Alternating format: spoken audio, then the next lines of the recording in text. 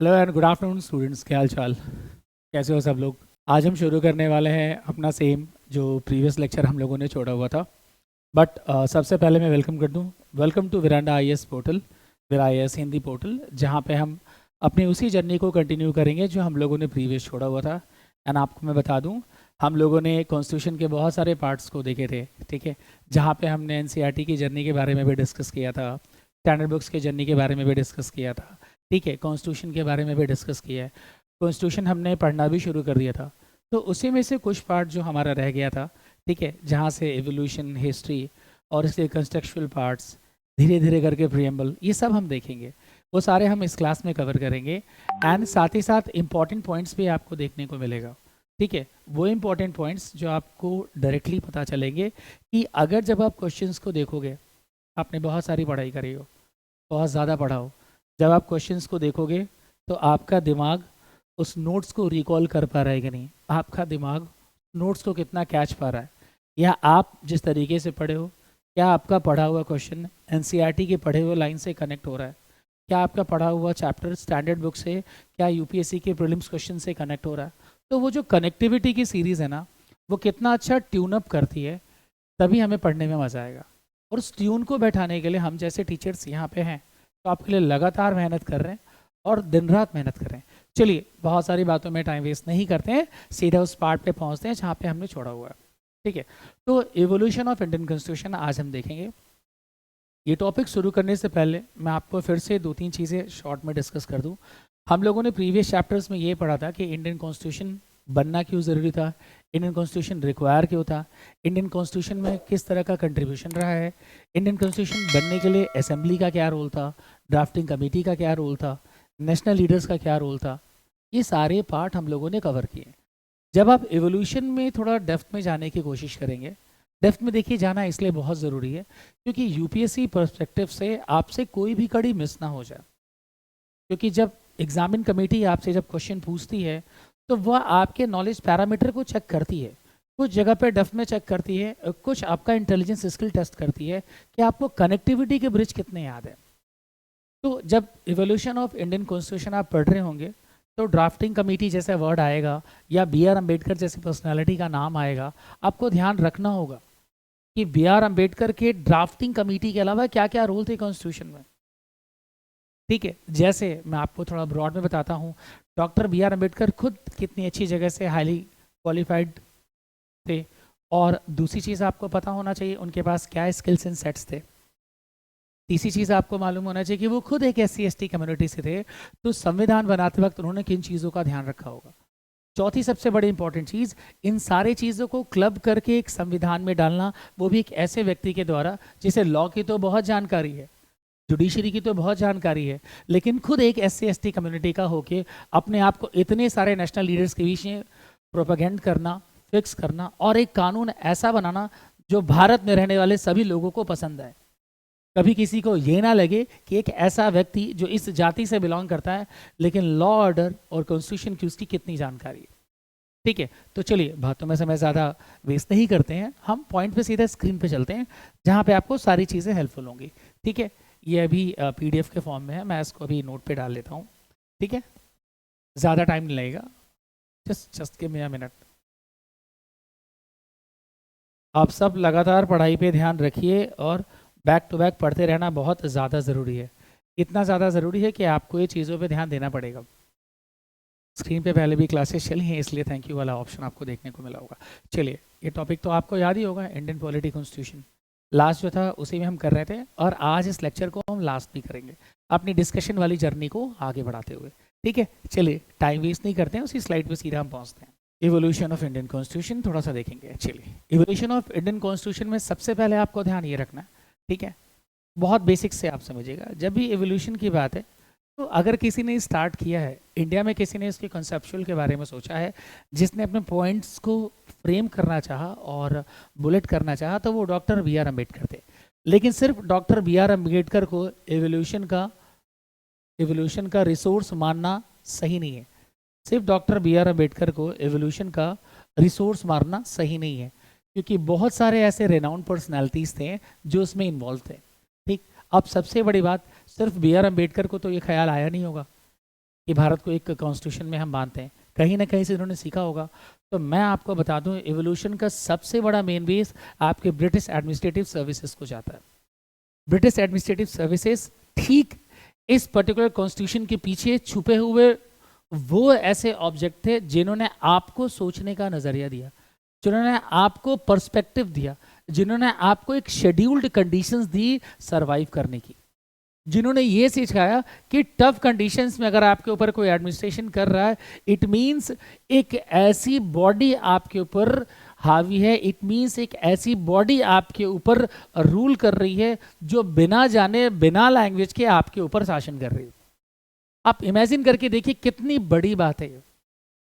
हम अब तक किताबों में डायरेक्टली कॉन्स्टिट्यूशन बेसिस में पढ़ते आए कि doctor B R Ambedkar is the father of Indian constitution, doctor B R Ambedkar is the main resource thinker, Dr. B.R. Ambedkar is the owner and the stakeholder of Indian Constitution book।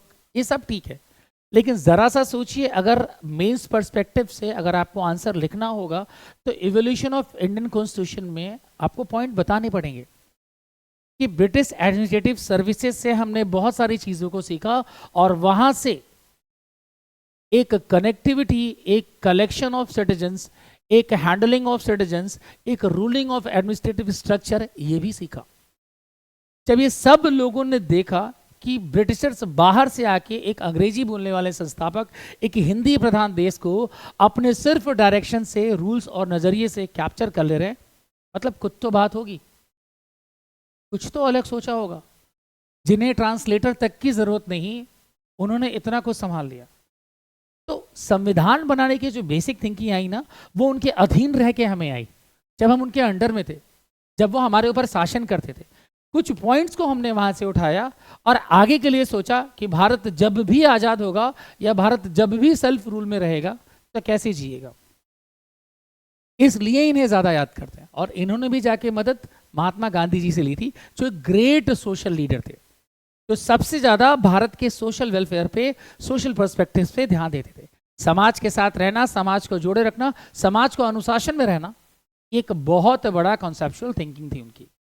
तो उनसे प्रेरित होकर इन्हें भी लगा कि भारत में कुछ एक ऐसी चीज बनाई जा सकती है जिससे सभी लोगों को एक ही तर्ज पे जोड़ा जा सकता है और बांधे रख सकते हैं। ये था आपका इवोल्यूशन का पार्ट, जो मैंने आपको एक स्टोरी के फॉर्म में बताया। जैसे ही मैं अगर हिस्ट्री की बात करता हूं कि किस ब्रिटिश के किस समय के पार्ट से हमने छोटे छोटे वहां से टर्म्स गेट आउट किए ये बनाने के लिए, तो मैं आपको बता दूं वो गेट आउट था द कंपनी रूल 1773 टू 1858। यहां पे we understand the rule. Rule समझ रहे हैं ना, एक कंपनी रूल कैसे करती है। ये वो कंपनी है जो ब्रिटिश प्रशासन को हैंडल करती थी। ये वो कंपनी जो ब्रिटिश प्रशासन ने बनाया था खुद को चलाने के लिए और लोगों को संभालने के लिए। ठीक, ये वो उसका टाइम पीरियड था। नीचे the crown rule. Crown rule का कौन सा टाइम पीरियड था? 1858 से लेके 1947 तक। तो देखिए, अब सबसे बड़ी बात, आपको इस पूरे पैराग्राफ में तीन बहुत इंपॉर्टेंट चीजें याद रखने की जरूरत है। अगर मैं आपको बोलूं तो लिखा है कि various act and policies are undertaken by the company and the British administration, जो मैंने आपको एक शॉर्ट स्टोरी के थ्रू बताया। अब उसमें सबसे इंपॉर्टेंट क्या था? The constitution of India came into the 4 January by doctor B R Ambedkar, the father of Indian constitution, जो मैंने आपको स्टोरी बताई। उनको ये ट्रांसफॉर्मेशन ऑफ जर्नी वहीं से सीखने को मिली। और ब्रिटिश जब भारत आए थे, वो इन दो कंडीशंस के साथ यहाँ पे हैंडल करने के लिए उन लोगों ने अपने पॉइंट्स को डिजाइन किया, एक क्राउन रूल, एक कंपनी रूल। कंपनी को कैसे लेके चलना है, कंपनी को कैसे लेके रहना है, ये यहाँ पे एक शासन नीतियों की बहुत जरूरत थी। और सारी शासन के लिए नीतियां जो बनाई गई वो लोगों के तर्ज पे बनाई गई थी। सिर्फ ऐसा नहीं था कि ब्रिटिश प्रशासन अपने हिसाब से सारी चीजें बना दे। नीतियां, नीति नेतृत्व, उनको ध्यान रखना, केंद्र बिंदु, इन सारी चीजों को एक जगह पे कंसंट्रेट किया जाता है और जाके देखा जाता है कि जिस तर्ज वहां पे बनी हुई है उस हिसाब से हमें डिजाइन करना है। उस हम जिस तरह की चीजें हैं उस तरीके से हम बनाएं। प्रशासन को क्या चाहिए, जनता को क्या चाहिए, दोनों का पैरामीटर एकदम सेट बैठा है। ठीक है, अब आगे देखिए, इनमें ये पॉइंट मैंने बता दिया जो याद रखने लायक थे। अब कॉन्स्टिट्यूशन, जैसे आप देखते हो कॉन्स्टिट्यूशन की भी अपनी एक हिस्ट्री है, क्योंकि हम एवोल्यूशन की बात कर रहे हैं। तो शुरुआत तो हमने दर्ज कर ली कि शुरुआत कहाँ से हुई, किसके थ्रू हुई, किसने कहाँ से इतिहास का कारम उठाया, ब्रिटिश एडमिनिस्ट्रेटिव से कितना सीखा, ब्रिटिश के डोमिनेंस से हमने कितना सीखा। ठीक है, आपके फादर जो इंडियन कॉन्स्टिट्यूशन के बोले जाते हैं डॉक्टर बी आर अम्बेडकर, उन्होंने कितनी नीति और नीतित्व उनसे सीखे, किस तरीके से इसे संभाला और बना के पेश किया आज़ाद भारत के आगे। अब सबसे बड़ी बात थी कि कॉन्स्टिट्यूशन की भी अपना एक इतिहास है, ऐसा इतिहास जहां से बेसिक रूल्स निकल के आते हैं हर कंपनी के शासन के हिसाब से। अब कहता है constitution of Indian history regulating act, सबसे पहले उन्होंने रेगुलेटिंग एक्ट बनाया 1773 में। आपको यूपीएससी के टर्म से ये याद रखना जरूरी है, 1773 याद रखना जरूरी है, 1784 याद रखना जरूरी है। यूपीएससी आपसे प्रीलिम्स बेसिस पे ऐसे क्वेश्चंस पूछ लेता है कि मैच द फॉलोइंग, और मैच द फॉलोइंग में आपको ईयर्स दे देगा और आगे के ऑप्शंस दे देगा कि कौन सा रेगुलेटिंग एक्ट है, कौन सा क्राउनिंग रूल है, कौन सा ब्रिटिश रेगुलेशन एक्ट है, ठीक है, पिट्स इंडिया एक्ट कौन सा है। इस तरह की चीजें देखिए आपको स्कैटर आउट करेगा कि आप कनेक्ट करें। कनेक्ट तभी कर पाएंगे जब आपको इंसिडेंटल स्टोरी पता होगी, ये सबसे बड़ी खासियत है इसकी। तो सबसे अच्छा तरीका क्या है, जैसे ही कॉन्स्टिट्यूशन ऑफ इंडियन हिस्ट्री की बात आप देखते हैं, इसको देखते ही ना 3-4 चीजें अपने मन में लाइए और तुरंत लिख लीजिए। Constitution of Indian history short note कैसे लिख लीजिए, क्योंकि हमारा तो बनाया हुआ था नहीं, हमने ब्रिटिश शासन से लिया था। तो तुरंत यहाँ पे आप टाइम पीरियड लिख लीजिए 1773 से लेके 1784 तक। आपको आगे जाके आपको पिट्स इंडिया एक्ट भी मिलेगा और आगे जाके आपको गवर्नमेंट ऑफ इंडिया एक्ट भी मिलेगा, बट इन शॉर्ट में लिख दे रहा हूँ 1909, 1919, 1929, 1935, यहाँ तक कुल हमने ब्रिटिश शासन का कंट्रीब्यूशन देखा है भारत को चलाने के लिए।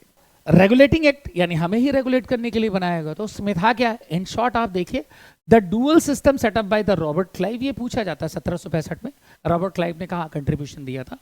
And the British parliament decided, the British parliament, देखिए पार्लियामेंट वाला वर्ड कॉन्सेप्ट हमने कहाँ से सीखा, यहाँ से, और यहीं से डॉक्टर बी आर अम्बेडकर ने उठा के अपने भारत के संविधान में इन चीजों को रखा और बेस तरीके से उसे आगे बढ़ाया। Decided to regulate the East India company and pass the regulating act of 1773। ठीक, उन्होंने अपने संविधान के हिसाब से, अपने कानून के हिसाब से उन्होंने कुछ चीजें बनाई। ब्रिटिश ने भारत के तर्ज पे बनाया कि हम एक रेगुलेटिंग का कानून बनाते हैं जिससे हम पूरे भारत को संभाल सकेंगे। ब्रिटिश ईस्ट इंडिया संभालने के लिए जो हमें रेगुलेटिंग कानून चाहिए वो रॉबर्ट क्लाइव ने 1765 में उसे बनाया। आगे, this was the first step to control the company affairs and establish the centralised administration in India. भाई किसी को एडमिनिस्ट्रेटिव का मतलब ही नहीं पता था, एडमिनिस्ट्रेटिव इंडिया के मायने ही नहीं पता थे। ब्रिटिश एडमिनिस्ट्रेशन ने वहाँ पहली बार ये चीज़ डिसाइड की और डिज़ाइन किया कि एक सेंट्रल एडमिनिस्ट्रेशन का पार्ट बनाते हैं जो डायरेक्ट रिपोर्ट करेगा ब्रिटिश शासन को, और कैसे लोगों को हैंडल किया जा रहा है, संभाला जा रहा है, कंट्रोल किया जा रहा है, सुपरवाइज किया जा रहा है, इनकी सारी इंफॉर्मेशन ब्रिटिश एडमिनिस्ट्रेशन के पास होगी। तो एक सेंट्रल एडमिनिस्ट्रेशन का सिस्टम उन लोगों ने ईजाद किया, बनाया। उसमें उन्होंने पॉइंट्स कर रखे कि भाई अब भारत में कहाँ से शुरू किया, किसी उन्होंने अपना केंद्र बनाया या सेंटर बनाया। तो गवर्नर्स ऑफ बॉम्बे और मद्रास सबऑर्डिनेट गवर्नर जनरल, ये पोस्ट उन्होंने निकाली और बनाया। ठीक है, बॉम्बे को और बंगाल को ही उन्होंने टारगेट किया था, और वहाँ पे सबसे पहले उन्होंने डिसाइड किया कि पॉलिटिकल और एडमिनिस्ट्रेटिव रोल्स क्या होंगे कंपनी के, जो ऑफिशियली रिकॉग्नाइज किया, उसे अपॉइंट किया, बताया कि पॉलिटिशियंस को क्या करना है, आई मीन पॉलिटिकल्स को क्या करना है, और कंपनी के एडमिनिस्ट्रेशन को कैसे मैनेज करना है। ये दोनों ब्रिटिश इंडिया में रहने वाले सिटीजन्स को कैसे संभालेंगे, ठीक है, या देसी भाषा में लोगों को कैसे संभालेंगे, लोगों को संभालने के लिए या उनको मैनेज करने के लिए क्या रेगुलेशन ऑपरेशंस आपने बनाए हैं, क्या सेंट्रल गवर्नमेंट के सिस्टम्स आपने बनाए हैं, ये सारी चीजें इसमें कवर्ड होती हैं, और साथ ही साथ आप फोकसली उसे याद रख सकते हैं। Simple third point. बाद में उसे थोड़ा उन्होंने एडमिनिस्ट्रेट किया, बढ़िया बनाया, रिफाइन किया उस प्रोसेस को, बहुत अच्छा रीस्ट्रक्चर किया, और उन्होंने बनाया कॉन्स्टिट्यूशन पिट्स इंडिया एक्ट 1784, एक एक्ट बनाया जिसमें they pass the British parliament to fix the flaws of the regulating act. सीधी सी बात है, जो गलतियां आपने रेगुलेटिंग एक्ट में की है लोगों को सुपरविजन या कंट्रोल मैनेज करने में या गवर्नमेंट पर्सपेक्टिव्स को संभालने में, वो गलतियां ब्रिटिश सरकार ने पिट्स इंडिया एक्ट में बिल्कुल नहीं करी। पिट्स इंडिया एक्ट को रेगुलेटिंग एक्ट से ज़्यादा रिफाइन बनाया, उसकी गलतियों को रिमूव किया और कुछ नए पॉइंट्स को उन्होंने ऐड किया। ठीक है, और वो सेम चीज़ यहाँ पे दी हुई है, थोड़ा सा ध्यान देंगे। यहाँ पे दिया है the continuation of the policy of decentralisation, वहाँ सेंट्रलाइजेशन का काम था, यहाँ पे डिसेंट्रलाइजेशन का पार्ट ऐड किया एडमिनिस्ट्रेशन में, जो आपको याद रखना चाहिए। एंड कहाँ से उन्होंने चेंजअप किया था, रेगुलेटिंग एक्ट 1773। इस हिसाब से आपने कुल 2 एक्ट कॉन्स्टिट्यूशन के तैयार कर लिए हिस्टोरिकल टर्म्स पे, जहाँ पे ब्रिटिश ईस्ट इंडिया की इन्वॉल्वमेंट थी। आगे थर्ड लिखा है, एक तीसरा सिस्टम उन्होंने डेवलप किया। तीसरा सिस्टम क्या कहता है? Introduce the system of double government, the board of control was created by managing political affairs and the court of directors was interested with the managing only commercial affairs of the company. अब दो तरीके से रखा, political affairs और company affairs को एक अलग तरीके से बनाया। एक डुअल गवर्नमेंट का नेचर उन्होंने तैयार किया, दोहरी शासन की नीति कि आपके ऊपर दोहरे तरीके से कैसे शासन किया जा सकता है, आपको कैसे दोहरी प्रणाली से संभाला जा सकता है, भारत में रहने वाले लोगों को, निवासियों को कैसे संभालना है, क्या अलग नीतियां बना सकते हैं। तो ब्रिटिशर्स ने उस तर्ज पे एक और नीति का यहाँ पे इजाद किया और आपके ऊपर लागू करने की पूरी कोशिश की, उस प्रणाली को चलाया भी। अब यहाँ पे देखिए, जब ये सारी चीज़ें उन लोगों ने अपने हिस्टोरिकल पर्सपेक्टिव पे की, तो इतना कुछ आप लोगों ने हिस्टोरिकल टर्म्स में सीखा। इन शॉर्ट एक ब्रीफ आइडिया आपको देना था, तो मैंने थोड़ा सा आपको एलैबोरेट करके समझा के वो चीज़ें दिखाई कि एज ए छात्र आपको क्या याद करके रखना है और एज ए ऑफिसर आपको कैसे हैंडल करना होगा। तो ऑफिसर को भी छात्र वाला जीवन तो जीना ही पड़ता है। तो हिस्ट्री के तर्ज पे संविधान हिस्ट्री से कैसे जुड़ा है, ये भी मैंने आपको दिखाया। अब जब आप भारतीय संविधान के बारे में पढ़ रहे हैं, तो उसमें से एक सबसे ज़बरदस्त पॉइंट और सबसे बढ़िया पॉइंट जो आपको पढ़ना होता है वो प्रीएम्बल होता है। अब आपका संविधान बन चुका है, B.R. अम्बेडकर ने बना दिया है, आपको एज एनेक्टेड करके डिस्ट्रीब्यूट कर दिया है, तो आपको बीइंग एज ए स्टूडेंट तो पता होना ही चाहिए प्रीएम्बल क्या होता है, प्रीएम्बल से कितने क्वेश्चंस आते हैं, ठीक, प्रीएम्बल का इतना रोल क्या है भारतीय संविधान में, सब हम देखेंगे। सबसे बड़ी बात इसमें याद रखिएगा, प्रीएम्बल एक ऐसी चीज़ है, जब भी आप एनसीईआरटी अपनी खोलेंगे पढ़ने के लिए, आपके लेफ्ट हैंड साइड के हमेशा फर्स्ट से थर्ड पेज के बीच में प्रीएम्बल का दिया रहता है। और प्रीएम्बल एक ऐसा इंडेक्स है भारतीय कॉन्स्टिट्यूशन का जो आपको बताता है कि लोगों को कितना जुड़े रहना है, लोगों को कितना नैतिक तौर पे अच्छा होना है, लोगों को कितना डेमोक्रेटिक रहना है, लोगों को कितना सोवरेन रहना है, लोगों को कितना सेकुलर रहना है। और ये सारी चीज़ें, क्वालिटीज़ एक इंडियन सिटीजन के अंदर होनी चाहिए। ये पढ़ा लिखा या ना पढ़ा लिखा सोच के नहीं बनाया जाता, ये सब चीज़ें वैसे बनाई जाती हैं कि अगर आपने उसे पढ़ लिया तो दूसरों को आप उसे समझा सकें, बता सकें कि इसका असली मतलब क्या है और इस मकसद से भारतीय संविधान आपको क्या सिखाना चाहता है। ठीक है, चलिए अब आप प्रीएम्बल देखिए, प्रीएम्बल क्या है, फिर मैं आपको यूपीएससी पर्सपेक्टिव्स पे भी कुछ स्लाइड्स दिखाऊंगा जहाँ पे आपको ये जितना मेरा ओल्ड डिस्कशन यहाँ पे चल रहा है आपको सब समझ आ जाएगा। आई होप आप क्लास एंजॉय कर रहे होगे। चलो देखते हैं प्रीएम्बल क्या है, what is preamble. In short भाषा में समझेंगे तो एक फिलॉसफी है, एक सिंपल डॉक्यूमेंटेड फिलॉसफी है जिसका एक सेंटर ऑब्जेक्टेड है।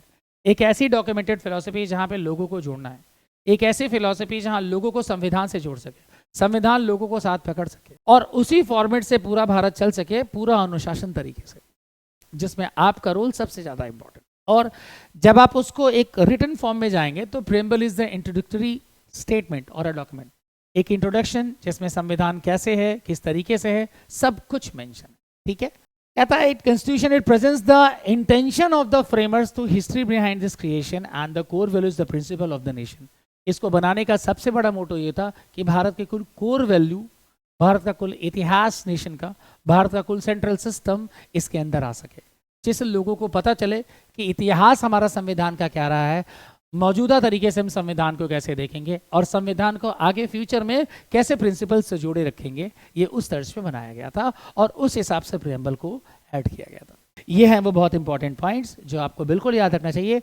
Sources of the constitution, nature of Indian state, statement of its objectives, date of adoptions. ठीक है, ये वो हिस्ट्री है preamble to the Indian constitution जो आपको सिंपली याद रखने ही चाहिए। ये वो बेसिक्स हैं जो एक हर पर्टिकुलर स्टूडेंट्स को पता होना चाहिए जो एक ऑफिसर ग्रेड की तैयारी करता है। भारत का नागरिक इसके आसपास के तर्ज को भी समझ लेगा तो वो भारत में रहने का तरीका सीख जाएगा। अब यहाँ पे दिया है द आइडिया बिहाइंड, अब आइडिया तो किसी ना किसी का तो होगा ही।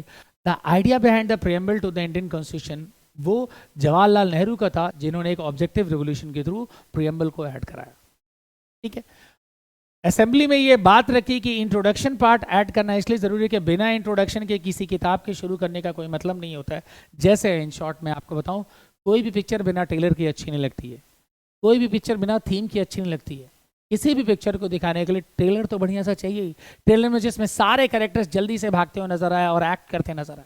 वैसे ही संविधान में जवाहरलाल नेहरू ने यह ऐड करना चाहा कि प्रीएम्बल लाना क्यों जरूरी है। लोगों को इंट्रोडक्शन नहीं पता चलेगा कि संविधान एक नागरिक के लिए क्या है, संविधान एक नागरिक के लिए क्या रुचि रखता है, संविधान एक नागरिक को कैसा फ्यूचर बना सकता है और कैसे देश से जोड़े रख सकता है। इन सारी चीज़ों के लिए प्रीएम्बल को ऐड किया गया। जो आपके मन में क्यों का प्रश्न आएगा, पूरा का पूरा प्रश्न जो क्यों का है वो इस इंट्रोडक्शन के थ्रू आप सॉल्व कर पाएंगे कि क्यों जुड़े रहना जरूरी है और क्यों प्रियम्बल का होना प्रशासन में बहुत जरूरी है। अब देखते हैं प्रियम्बल बना कैसे है, थोड़ा सा कंपोनेंट कैसे जोड़ के बनाया गया। ठीक, preamble is the source of authority of the constitution with the people of India. उनके पूरे एक बेसिक परसेप्शंस को कैप्चर करके ऐड करके बनाया गया कि एक बेसिक व्यक्ति क्या सोच सकता है और किस तरीके से जुड़ा रह सकता है, या क्या पहला शब्द ऐसे बोल सकता है जो संविधानित निधि और लॉ के अंदर हो, एक ऐसी विधि और लॉ के अंदर हो जो एक भरोसेमंद तरीके से एक व्यक्ति कह सकता है। प्रियम्बल के फीचर्स, आदमी को या एक किसी भी व्यक्ति को preamble India to be sovereign, socialist, secular, democratic और रिपब्लिक होना ही चाहिए, और इनके वाकई मायने में तर्ज पे आपको इनका अर्थ पता होना चाहिए कि किस अर्थ पे इन्हें प्रियम्बल का फीचर बनाया गया है। सोवरेन का क्या मतलब है, सोशलिस्ट आपको पता है, सेकुलर का क्या मतलब है, और डेमोक्रेटिक और रिपब्लिक थोड़े बहुत भारी शब्द दिए गए हैं। मैं ज़्यादा तो एलैबोरेट नहीं कर सकता, क्लास बहुत बड़ी हो जाएगी, बस छोटे तरीके से बता दूं। सोवरेन, आप इस देश के लिए कितना रिस्पेक्टफुली कनेक्टेड है, आप इस देश के लिए कितना भावनात्मक तरीके से जुड़े हैं और कितना इसके संविधान के अधीन है, कितना इसके लिए नतमस्तक होते हैं, ये उस तरह की चीज़ें हैं। सोशलिस्ट, सामाजिक होना कितना ज़रूरी है, सामाजिक गोल के बारे में पता होना ज़रूरी है, सामाजिक वेलफेयर चीज़ों को समझना कितना ज़रूरी है, ये प्रियम्बल के फीचर है कि एक व्यक्ति क्या हो सकता है, क्या बन के रह सकता है और कैसे समाज को बदल सकता है, सारी बात लगी है। रिपब्लिक होने का मतलब पब्लिक से रिपब्लिक के लिए आपके पास संविधान है, संविधान का मतलब आपके पास वोटिंग राइट्स है, वोटिंग राइट्स का मतलब आप गवर्नमेंट चूज कर सकते हैं। तो सारी चीजें इसमें कहीं ना कहीं इंक्लूडेड है।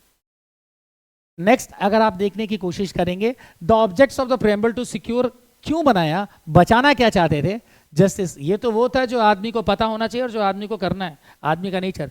बनाने का जो मकसद था वो ये था, सिक्योर जस्टिस, लिबर्टी, इक्वालिटी जो सभी को मिले, promote fraternity to maintain unity and integrity, Bharat को यूनाइटली और इंटीग्रेटेड तरीके से जोड़ा रखा जा सके, उनके संविधान के सारी चीज़ों को समझा जा सके, उनके वैल्यूज, उनके प्रिंसिपल को सलाम किया जा सके और हम उसको फॉलो करें। ये एक बहुत बेहतरीन डिसीजन था डॉक्टर बी आर अम्बेडकर का, जहाँ पे बहुत सारे लोग उनके साथ इन्वॉल्व हुए इस प्रोपोजिशन को फाइनल फेज तक लाने में, ताकि आज हम प्रियम्बल को समझ पाएँ, इसके फीचर को इंस्ट्रक्ट कर पाए खुद के अंदर भी और निहित समाज के अंदर भी। इसी विचारधारा के साथ हम इन चीज़ों के लिए आगे बढ़ते हैं।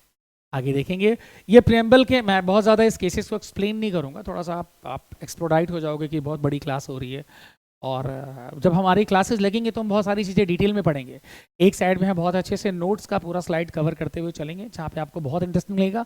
साथ ही साथ दूसरे साइड में मैं आपको क्वेश्चंस प्रीलिम्स के और मेंस के और करके दो पार्ट में सीधा कनेक्ट करके आपके टॉपिक से दिखाऊंगा कि आपको पढ़ेंगे तो क्वेश्चन किस फ्रेम में मिलेगा।